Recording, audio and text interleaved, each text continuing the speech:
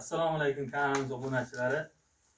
Yana bitta obyektimizda xudo xohlasa kotelni ishlari, tuplik pol montajlari, sovuq suv montajlari bo'lib o'tdi. Shuni bitta qisqacha obzor qilib sizlarga tushuntirib beraman. Mana bu yerda kotelligimizda 3 ta kontur bo'lgan. Ikkitasi registrga ketgan, bittasi tuplik polga. Buni yana podключение qilganmiz. To'liq obzorini olib beramiz sizlarga. Bu yerda yana mana trap qo'yib ketdik. Trap nima kerak? Misol uchun nimadir bo'lib remont bo'lganda suv oqqan paytda o'sha trapga ketib, to'g'ri kanalizatsiyaga oqib ketaveradi.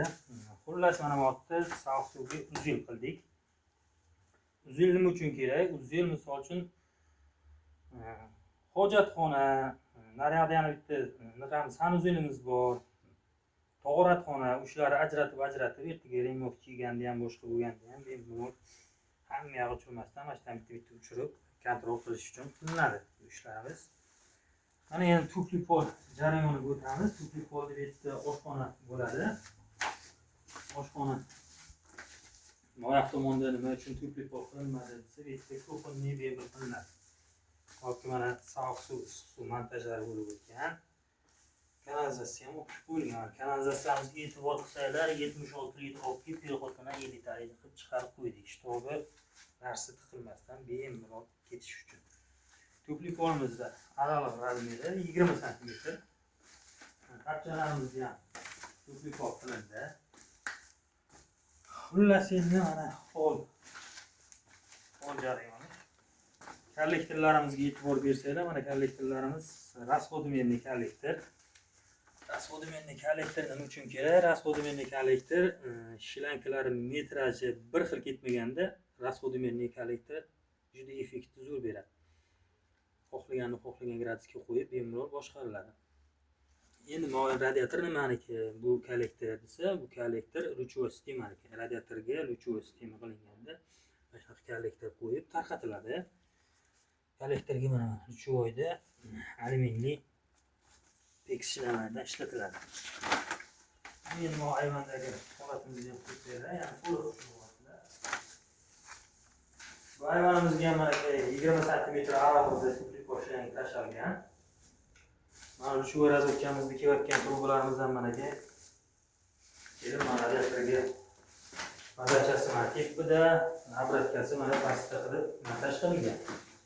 Radiatorlarimizni mana pokrovka salafonlarni hali yechmadik. Shtobi ertaga maryarka bo'ladi, ustalar ishlaydi. Radiatorimiz eski urinib qolmasligi uchun qilinadi bu ishlar. Hamma ishlar bitib bo'lgandan keyin radiatorlarni ham o'zimiz qo'yib, boshqatdan yoqib berib ketamiz. Yengilay bo'lib turadi.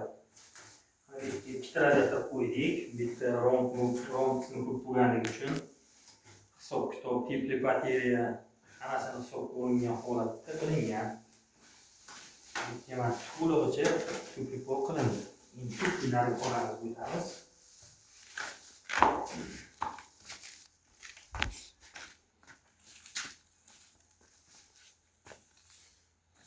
Bu xonamizda ham tuplik pol, ham radiator. Ham tuplik pol, ham radiator deganda камервенный sistema deb ataladi. Bitta mana luchevой razvodkada kelgan radiatorlarga bitta alohida mana podachi tepida, obratga pastda. Bittaga tuplik polimizni araliq razmeri ham 20 cm ga tashalgan. Endi mo'yin bitta nima uchun qilinadi desa, bu yerda bizdan keyin yana shkaf bo'linadi. Shkaf o'rnini qoldirib ketdik.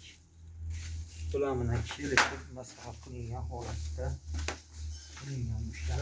Endi sanuzelimizni chiqardi. Sanuzelimizni ichini qabul qilamiz.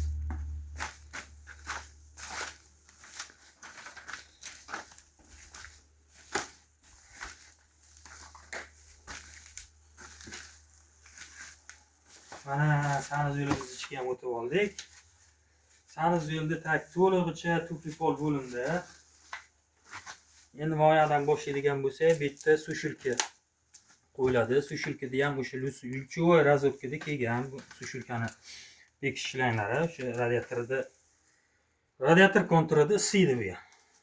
Xullas kalom bu yerda bitta rakvina uстановка qilamiz. Xudo xohlasa issiq suv, sovuq suv kanalizatsiya montajlari bo'lib o'tgan. Bitta mana to'g'rat qiladigan trapimizni uni chuqurcha qilib ketganmiz. Nima uchun desa, To'g'rat qilganda to'g'rat suvi emaslik kerak. Shunda maqsadga muvofiq bo'ladi. Ulamolarimiz ham shuni ta'kidlab o'tib, sof suv montajlarini qilib, bular nimaga qotirmadinglar desa, buni kafilchi akalarimiz bilan yana kelishilgan holatda kafilchi kelganda kelib bitta maslahatli ish bo'ladi. To'rtta shayton bo'lganda o'shani to'liqligicha qilib o'zi qotirib ketiladi. Hozir biz qotirib kelsa, ertaga buni ichida qolib ketgan devor yo tashqariga chiqib qolgan bo'lsa, uni keyin yana biz yo udulni nitil qilish kerak, yo u qilish kerak, yo bu qilish kerak deb bo'lgandan ko'ra o'sha qotirmasdan shu kafilchilik yetmaganlar ishlayotgan paytda bitta kelib maslahat qilib ketamiz. Shundan ishimiz bitdi. Bitta sanuzel simisitor qo'yiladi. Mana bu yerga trap qo'yib ketganmiz. Tak, endi bitta sanuzelni modda hovlisi o'rtadan bo'lib razdevalka emas sanuzelni ajratadi. O'rtada bitta eshik bo'ladi. Bitta seksionniy akkumulyatordan ustanovka qildik. Bu akkumulyatorni olib qo'yamiz hozir. Ikki mavjud va razvodkalarni qilib, qo'tirib, uchlarini yopib, shtobi musor kirib bo'lmasligi uchun bu ham kafildan keyin boshqatdan taqilib ustanovka qilinadi radiatorimiz. Endi mana oyog'i mana obratkasi qo'yilgan. Tak, endi yana kelajakda yana bitta simonlar bo'lgandan keyin yana bittan bo'lib bu yoqda hojatxona bo'ladi. Mana bitta unitaz qo'yiladi. Mana 100 talik kanalizasiya topgan biz. Отсекая шикран, sanuzel inqay mustahab. Nima? Xullas. Bobga mana bitta simisitil o'rnatiladi. Bitta simisitil nimaga desanglar, bitta hojatga kirganda mustahab ketishga o'rnatilgan. Tak, endi bu ishlanganimizni aytib o'taman. Bitta Ariston elektriskiy водонагреватель o'rnatiladi.